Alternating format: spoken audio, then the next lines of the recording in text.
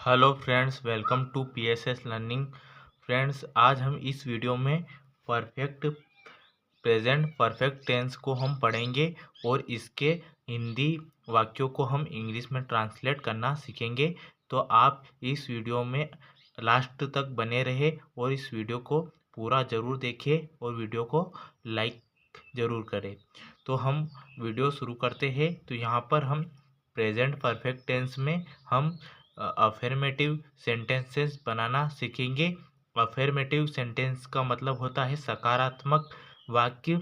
और अब हम इसका स्ट्रक्चर जान लेते हैं कि प्रेजेंट परफेक्ट टेंस में इसका स्ट्रक्चर कैसे बनता है। तो यहाँ पर सबसे पहले हम प्रेजेंट परफेक्ट टेंस में सब्जेक्ट को लिखते हैं, प्लस में हम यहाँ पर हेल्पिंग वर्ब लगाते हैं। तो यहाँ पर दो हेल्पिंग वर्ब यूज़ की जाती है। फर्स्ट यहाँ पर हैस और सेकंड हैव का यूज़ किया जाता है और इसके साथ ही हम वर्ब की थर्ड फॉर्म का यूज़ करते हैं और प्लस में ऑब्जेक्ट लास्ट में लिखते हैं। तो यहाँ पर आपने जान लिया कि इसका स्ट्रक्चर क्या होता है। मैं एक बार और पढ़ देता हूँ। Subject plus helping verb plus verb की third form plus object.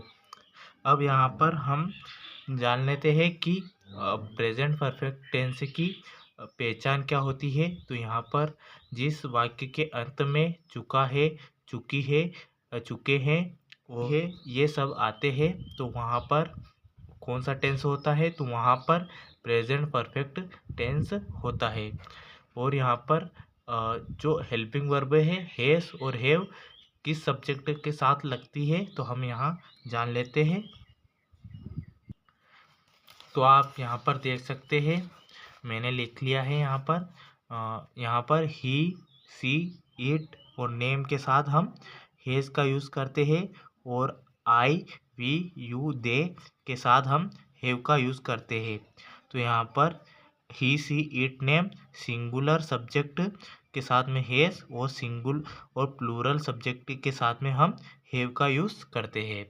I hope कि ये आपको समझ में आ गया होगा। अब हम सेंटेंसेस बनाना शुरू करते हैं। तो यहाँ पर सबसे पहला सेंटेंस दिया हुआ है हमारे सामने, राम स्कूल जा चुका है। तो यहाँ पर सबसे पहले हम हमारे सामने राम क्या है, तो राम एक सब्जेक्ट है, तो हम सबसे पहले राम को लिखेंगे। तो यहाँ पर हमने राम एक नाम है, नेम है, तो इसके साथ हम कौन सी हेल्पिंग वर्ब लगाएंगे। अब तो यहाँ पर हम हेल्पिंग वर्ब लगाएंगे हेस हम लिखेंगे। हेस के बाद हम लिखेंगे यहाँ पर वर्ब की थर्ड फॉर्म। तो यहाँ पर वर्ब क्या है, तो जाना वर्ब है, तो यहाँ पर वर्ब की थर्ड फॉर्म लगाएंगे, लिखेंगे। तो यहाँ पर जाने के लिए हम गो का यूज़ करते हैं और गो की थर्ड फॉर्म होती है गोन। तो यहाँ पर हम लिखेंगे गोन और लास्ट में हम लिखेंगे ऑब्जेक्ट। तो ऑब्जेक्ट है यहाँ पर स्कूल, तो हम लिखेंगे यहाँ पर टू स्कूल। तो हमारा सेंटेंस पूरा हो चुका है, Ram has gone to school. अगला सेंटेंस है हमारा यहाँ पर, सीता खाना बना चुकी है। तो यहाँ पर हम सब्जेक्ट में सीता को लिखेंगे। अब हम यहाँ पर हेल्पिंग वर्ब लिखेंगे। तो यहाँ पर सीता एक नाम है, तो नेम के साथ हम हमेशा हेज का यूज़ करते हैं, तो सीता हेज। अब यहाँ पर हम वर्ब लिखेंगे। तो यहाँ पर बनाना वर्ब है, तो बनाने के लिए हम इंग्लिश में यूज़ करते हैं मेक का, और मेक की थर्ड फॉर्म होती है मेड। तो यहाँ पर हम मेड लिख लेते हैं।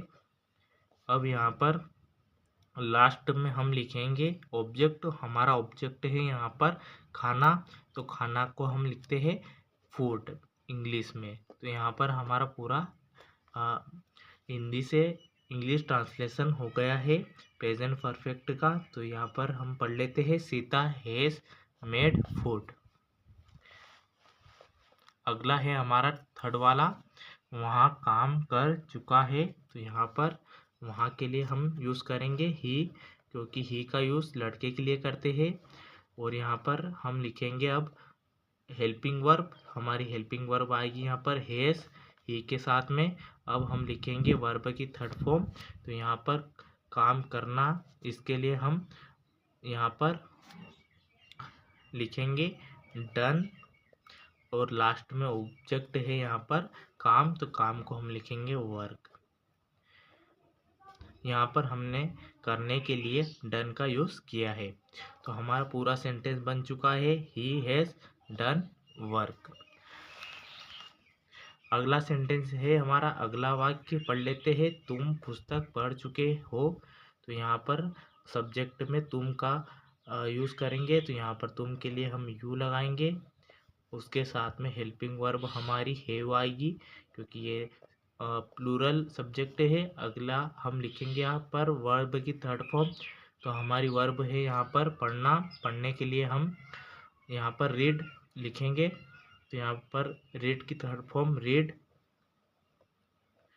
और लास्ट में हम हमारा ऑब्जेक्ट लिखेंगे। तो यहाँ पर ऑब्जेक्ट है पुस्तक, पुस्तक के लिए हम यहाँ पर यूज़ करेंगे, इसे हम इंग्लिश में बुक पढ़ते हैं। तो यहाँ पर पूरा सेंटेंस बन चुका है, तुम पुस्तक पढ़ चुके हो, यू हैव रीड बुक। अगला है हमारा वाक्य, हम अपना काम पूरा कर चुके हैं।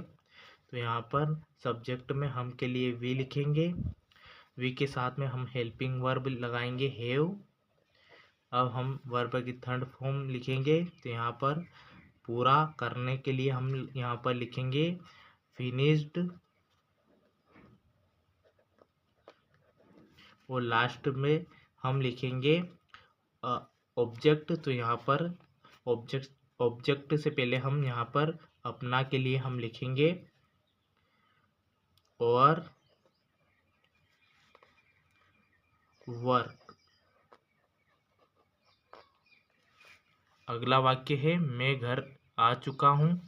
तो यहाँ पर सब्जेक्ट में हम मैं के लिए आई लिखेंगे, उसके बाद हेल्पिंग वर्ब लिखेंगे हैव, उसके बाद हम वर्ब की थर्ड फॉर्म लिखेंगे। तो यहाँ पर वर्ब है आना, आने के लिए हम वर्ब की थर्ड फॉर्म लिखेंगे। आने के लिए हम यूज़ करते हैं कम, और कम की थर्ड फॉर्म होती है कम।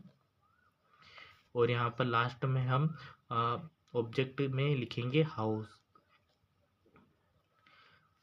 तो हमारा सेंटेंस बन चुका है, आई हैव कम हाउस। अगला है हमारा वे लोग सो चुके हैं। तो यहाँ पर सब्जेक्ट में हम वे के लिए दे यूज़ करेंगे, और यहाँ पर साथ में हेल्पिंग वर्ब हैव लगाएंगे। अब हम वर्ब की थर्ड फॉर्म, तो यहाँ पर सोने के लिए हम यूज़ करेंगे स्लेप्ट। तो सोने की थर्ड फॉर्म, स्लीप की थर्ड फॉर्म होती है स्लेप्ट। और यहाँ पर लास्ट में ऑब्जेक्ट नहीं है, तो हम यहाँ पर फुल स्टॉप लगा देंगे। और यहाँ पर लास्ट वाला है हमारा, वहाँ लकड़ी खो चुकी है। तो यहाँ पर हम वहाँ के लिए ईट का यूज़ करेंगे, क्योंकि ये एक निर्जीव वस्तु है। ईट के साथ हम हेल्पिंग वर्ब लिखेंगे हैज़, और यहाँ पर वर्ब की थर्ड फॉर्म वर्ब है खोना, खोने के लिए हम वर्ब की थर्ड फॉर्म लिखेंगे यहाँ पर लॉस्ट।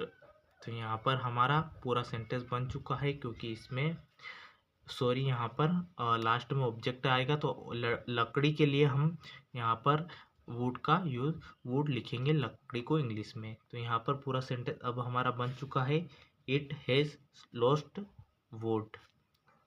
तो यहाँ पर हमने सारे वाक्य प्रेजेंट परफेक्ट बना लिए है। आई होप कि आपको ये वीडियो पसंद आया होगा, और वीडियो आपको पसंद आया है तो प्लीज़ वीडियो को लाइक कीजिए, और समझ में भी आया होगा तो प्लीज़ चैनल को लाइक और चैनल को सब्सक्राइब जरूर कीजिए। Thank you so much.